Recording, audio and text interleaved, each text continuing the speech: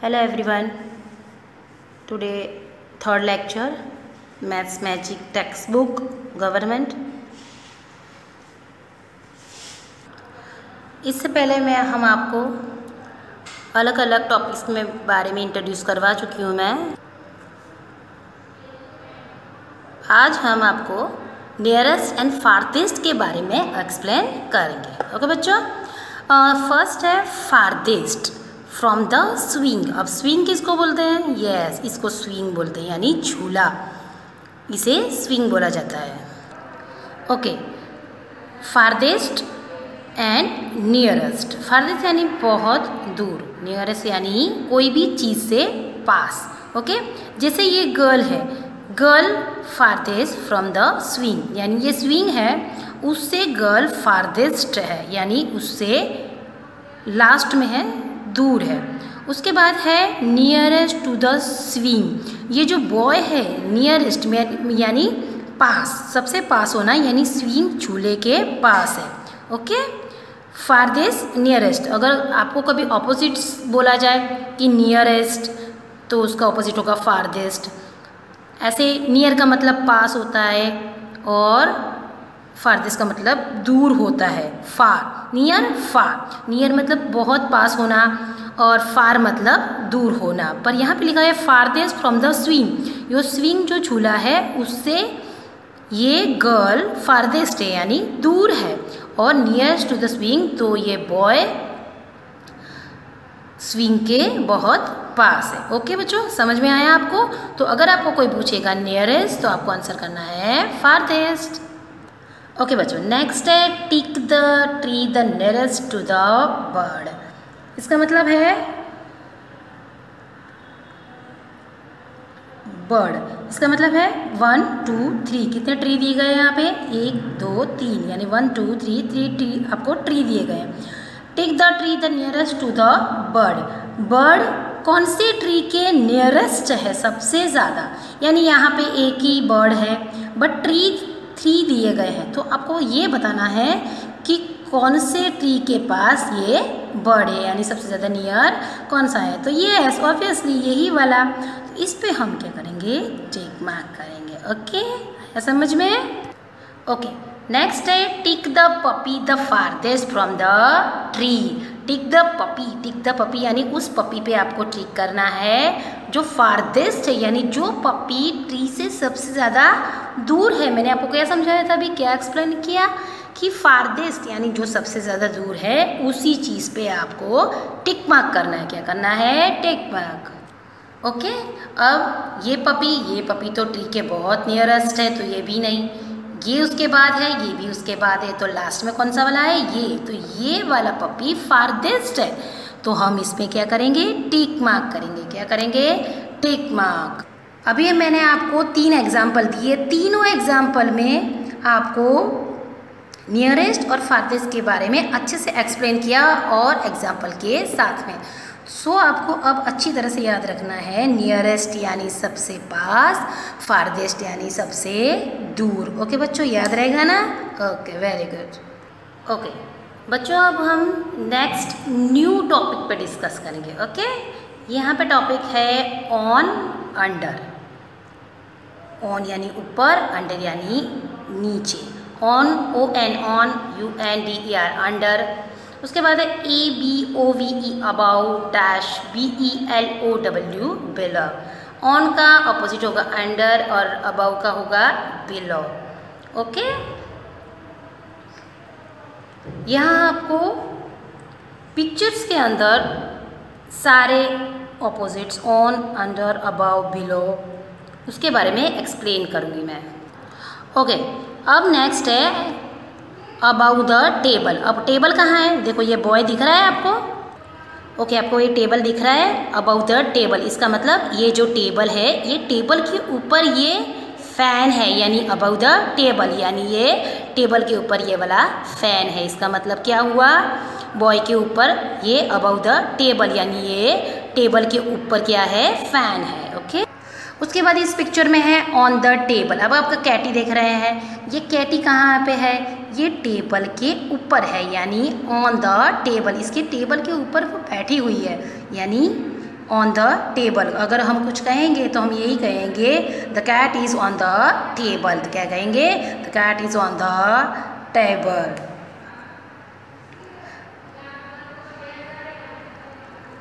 उसके बाद नेक्स्ट लिखा हुआ है यहाँ पे बिलो द फैन। क्या लिखा है? BELOW, below, THE the, FN fan, below the fan. यानी ये बॉय है वो बिलो द फैन यानी फैन के नीचे है। क्या है? बिलो द फैन, है ना, यहीं पे है ना, ये फैन है और ये बॉय है जो यहाँ पे बिलो द फैन।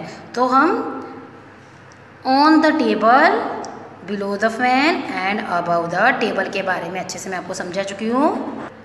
उसके बाद है under the table, UNDER, under, THE the, TABLE table, under the table. ये रेड कहाँ पे है?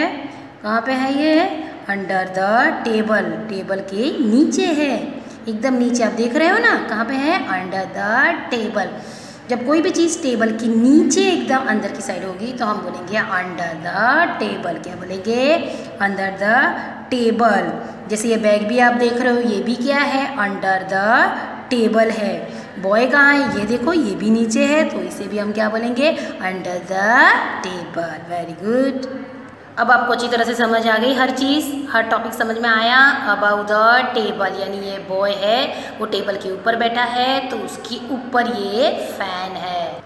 उसके बाद लिखा है ऑन द टेबल यानी ये टेबल के ऊपर ये कैटी है तो ये ऑन द टेबल है। उसके बाद below the fan, below the fan यानी ऊपर पंखा चल रहा है तो पंखे के नीचे ये बॉय टेबल पे बैठा हुआ है। ओके। उसके बाद है under the table, under the table यानी जो रैट है वो कहाँ पे है? Under the table. अब आपको ये सारे टॉपिक मैंने अच्छे से एक्सप्लेन कर दिए हैं, इसको आपको नोटबुक में लिखने भी हैं और इसके स्पेलिंग्स भी आपको लर्न करने हैं।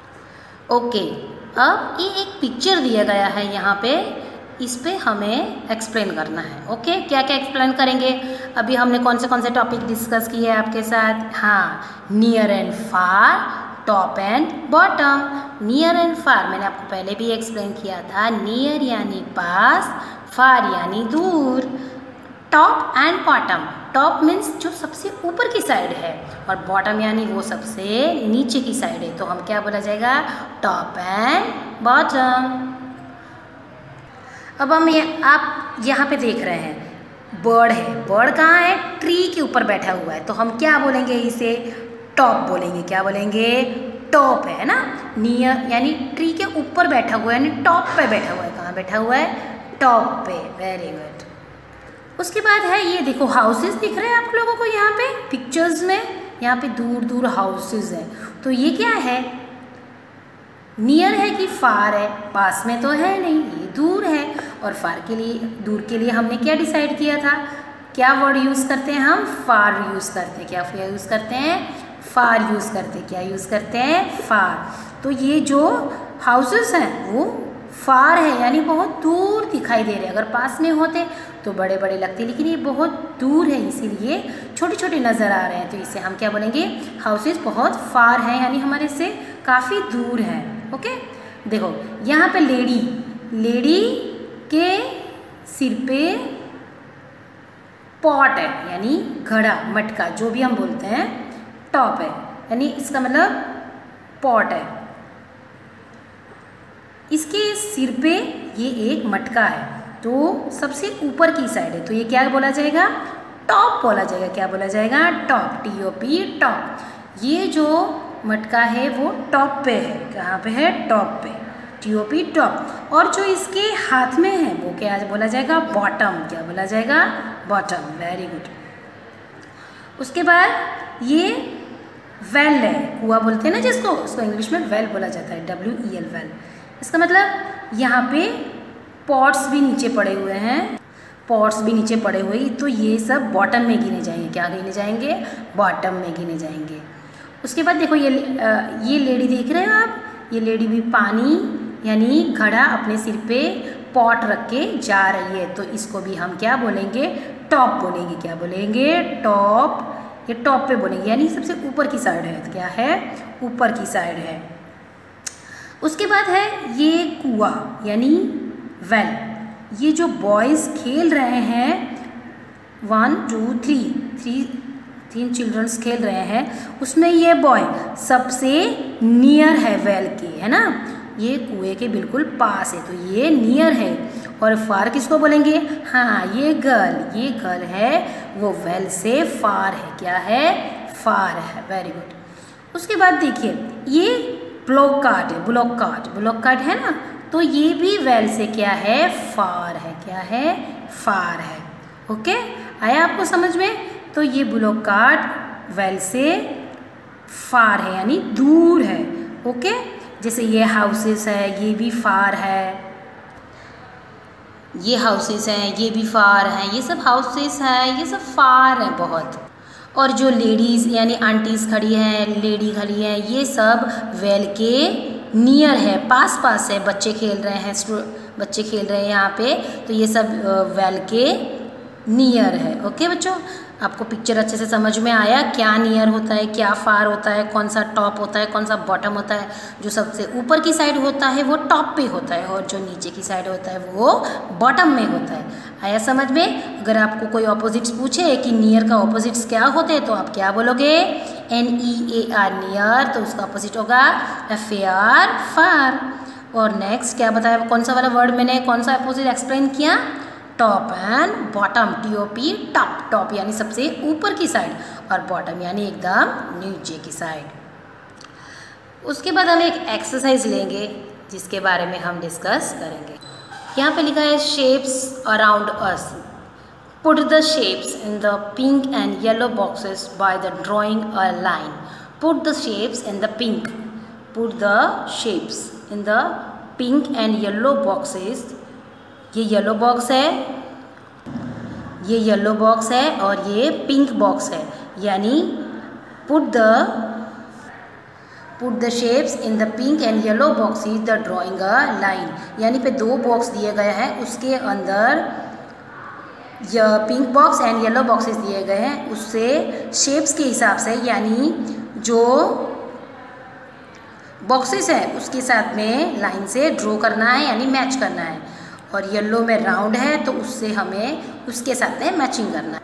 यहाँ पे देख रहे हैं कि ये बॉय बैठा हुआ है, बॉय के पास जो बॉक्स है उसमें स्क्वायर है, इसका मतलब ऐसा स्क्वायर होगा, उसके साथ में आपको इस तरह की लाइन ड्रॉ करके मैच करना है। और यहाँ पे क्या है? गर्ल के पास सर्कल है, बॉल है, तो उसके सामने जो सर्कल शेप में है उसके साथ में आपको उसको मैच करना है। ओके बच्चों, चलो क्या हम एक्सरसाइज स्टार्ट करें?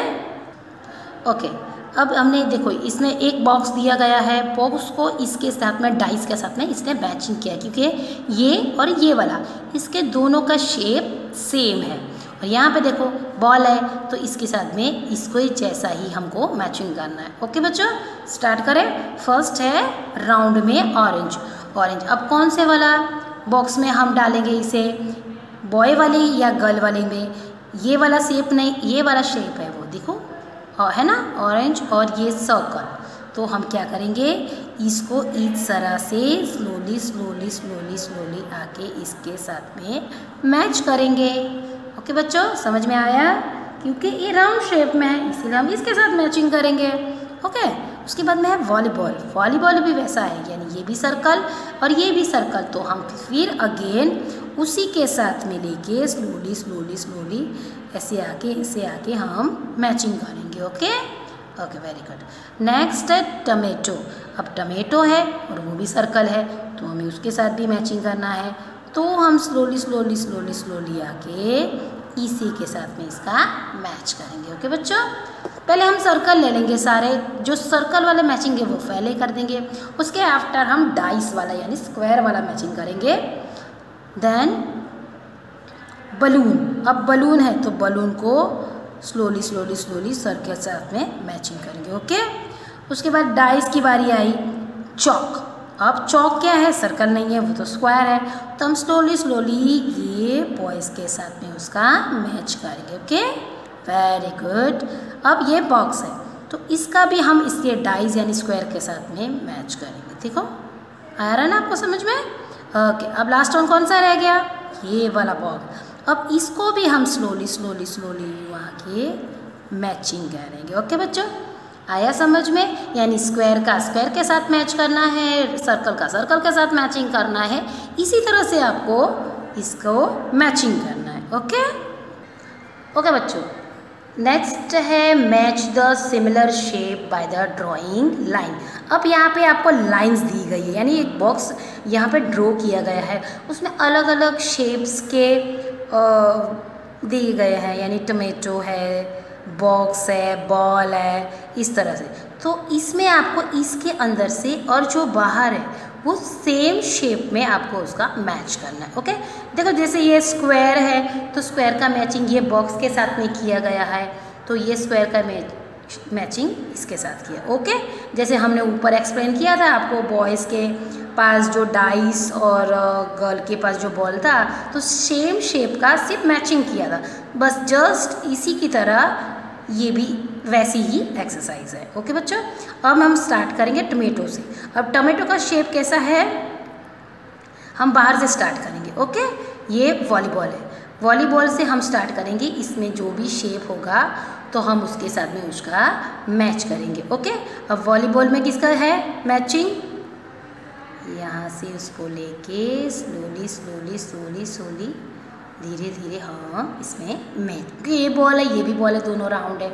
ओके, आया समझ में? अब नेक्स्ट है टमेटो। अब ये भी सर्कल है और ये भी सर्कल है, तो ये दोनों का हम मैचिंग करेंगे। क्या करेंगे? मैचिंग करेंगे, स्लोली स्लोली मैच करेंगे। ठीक है, ओके। नाउ लास्ट रह गया है चौक। चौक हम बोर्ड पे लिखते हैं, स्कूल में लिखती है ना आपके टीचर आपके साथ में। ओके, चौक, तो ये और ये बॉक्स, ये दोनों को हमें स्लोली स्लोली इसके साथ में मैच करना है। तो फिर आपको कैसा लगा आज का लेक्चर और एक्सरसाइज, ये सारी आपको फिर से रिवाइज करनी है। ओके, और इसको आपको फिर से रीड भी करना है और लिखना भी है। आज हम आपको नंबर्स, कल हमने पहले भी बता चुके हैं आपको 1 to 60 तक हमारा रिवाइज हो चुका है। आज हम स्टार्ट करेंगे लेक्चर 3 में 61 to 90, 61 की लाइन, 71 एंड 81। ओके, आज हम स्टार्ट करेंगे नंबर 61 to 90। ओके, पहले मैंने आपको 1 से लेकर 60 तक रिवाइज करवा चुकी हूँ। आज हम स्टार्ट करेंगे 61 to 90। ये आपको नोटबुक में लिखना भी है, स्पेलिंग्स भी लर्न करना है और 2 टाइम्स नोटबुक में लिखना भी है। जैसे जैसे मैं बोलती जाऊँगी आपको भी मेरे साथ में इसे बोलते जाना है। ओके बच्चों, लेट्स स्टार्ट। ओके, 61, 60 की स्पेलिंग होती है 60 की स्पेलिंग क्या होती है? SIXTY 60। जैसे 60 की स्पेलिंग होती है तो उसमें अगर 61 यानी 1 लगा दो तो क्या बन जाएगा? 61। ओके, इसी तरह से तो क्या बन जाएगा? 61। ओके, नेक्स्ट 62, तो स्पेलिंग है SIXTYTWO2, 62। Okay, very good. Next है 63, SIXTYTHREE3। ओके, नेक्स्ट है 64, SIXTYFOUR4, 64। नेक्स्ट है 65, SIXTYFIVE5, 65। ओके, नेक्स्ट है 67 की स्पेलिंग होता है SIXTYSEVEN 7, 67। 68 का स्पेलिंग होता है SIXTYEIGHT 8, 68। ओके, नेक्स्ट है SIXTY 60, NINE 9, 69। और लास्ट है 70 का स्पेलिंग होता है SEVENTY 70। नेक्स्ट हम स्टार्ट करेंगे 71 की स्पेलिंग। ओके, स्टार्ट करें। SEVENTY 70, ONE 71। नेक्स्ट 72, SEVENTY मतलब 70 की यानी 70 की स्पेलिंग आपको यहाँ लिखती जानी है। यहाँ पे आपको 1 2 3 4 5 इस तरह से डैश करके लिखते जाना है। Okay, SEVENTY 70, THREE 73, SEVENTY FOUR 74, उसके बाद 75, SEVENTY FIVE 75। Next 76, SEVENTY SIX 76। Okay, फिर हम बोले 77, SEVENTY, 7 यानी 77। उसके बाद है 78, SCVENTY, 70, EIGHT 78 हो गया। 9, 79, SEVENTY, NINE 9, कौन सा स्पेलिंग हुआ? 79। 80, 80 का स्पेलिंग होता है EIGHTY 80। आया समझ में बच्चों? नेक्स्ट लाइन है 81 की लाइन है EIGHTY 80, ONE 1। 82 की है EIGHTY 80, TWO 2 82। 83 EIGHTY 80, THREE 3 83। 84 EIGHTY 80, FOUR 4 84। 85 की है EIGHTY 80, FIVE 5 80। उसके बाद है 86 EIGHTY 80, SIX 6 86। 87 का है EIGHTY SEVEN 7 87। उसके बाद है 88 EIGHTY 88। 89 की स्पेलिंग है EIGHTY NINE 9। और लास्ट है NINE 90 NINE 90। ओके बच्चों, अच्छी तरह आपको समझ में आ गया। आज हमने जो एक्सप्लेन किया आपको मैथ्स में गवर्नमेंट टेक्स्ट बुक में नियर, फार, टॉप, बॉटम और ये लास्ट है नंबर्स नेम 61 to 90। ये सब कुछ आपको अपनी नोटबुक में फिर से रिवाइज करना है, लिखना है और लर्न भी करना है। ये सब कुछ आपको 2 times लिखना है अपनी नोटबुक्स में लिखना है और आपको रिवाइज भी करना है। ओके बच्चों? Okay, thank you.